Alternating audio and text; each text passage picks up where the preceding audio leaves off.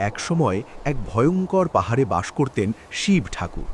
তিনি ছিলেন ধ্যানমগ্ন, শান্ত, কিন্তু অসীম শক্তির অধিকারী। দেবতা ও দানব সবাই তাকে সমানভাবে ভয় ও ভক্তি করত।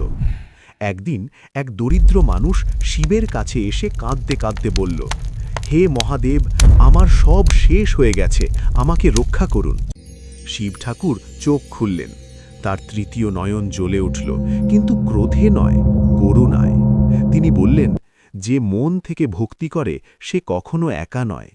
শিব সেই মানুষটিকে আশীর্বাদ করলেন। মুহূর্তেই তার দুঃখ। একসময় এক ভয়ঙ্কর পাহাড়ে বাস করতেন শিব ঠাকুর।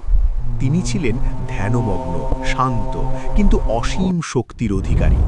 দেবতা ও দানব সবাই তাকে সমানভাবে ভয় ও ভক্তি করত।